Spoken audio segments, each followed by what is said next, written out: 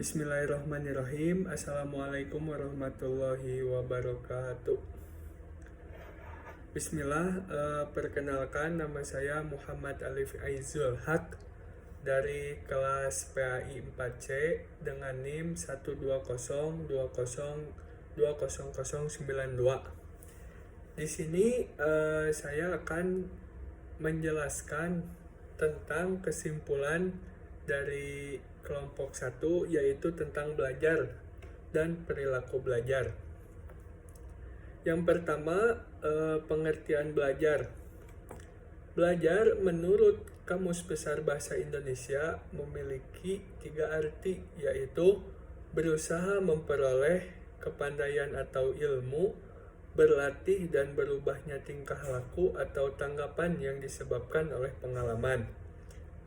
Jadi belajar adalah suatu proses untuk mengubah performasi yang tidak terbatas pada keterampilan, tetapi juga meliputi fungsi-fungsi seperti skill, persepsi, emosi, proses berpikir, sehingga dapat menghasilkan perbaikan performasi.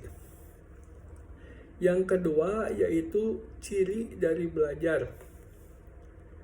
Menurut Wardani, ciri-ciri belajar itu ada 6. Yang pertama, belajar adalah perubahan yang terjadi secara sadar. Yang kedua, perubahan dalam belajar bersifat fungsional. Yang ketiga, perubahan dalam belajar bersifat positif dan aktif. Yang keempat, perubahan dalam belajar bersifat permanen atau tidak bersifat sementara. Yang kelima, bersifat dalam belajar bertujuan atau terarah. Yang keenam, perubahan mencangkup seluruh aspek tingkah laku.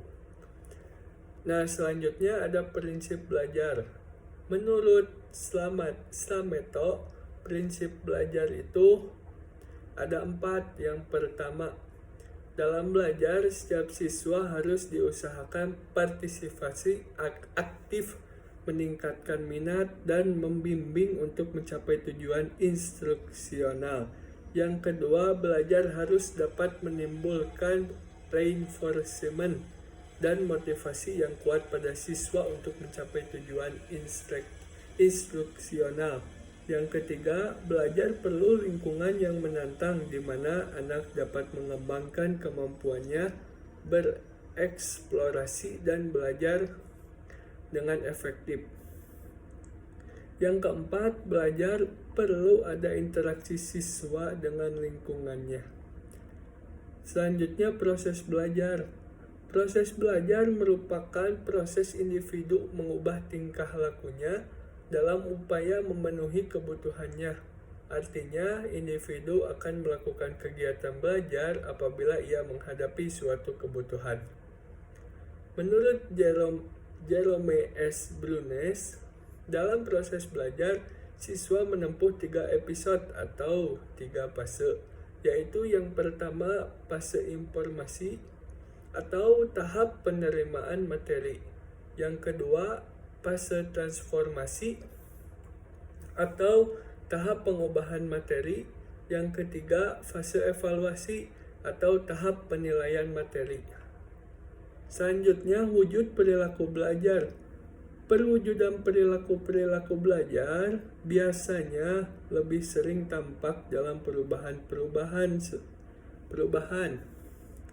Yang pertama yaitu dari kebiasaan, yang kedua keterampilan, yang ketiga pengamatan, yang keempat berpikir asosiatif dan daya ingat, yang kelima berpikir rasional dan kritis, yang keenam sikap, yang ketujuh inhibisi, yang kedelapan apresiasi, dan yang kesembilan ialah tingkah laku efektif. Mungkin sekian yang dapat saya simpulkan dari pertemuan tadi. Terima kasih. Wassalamualaikum warahmatullahi wabarakatuh.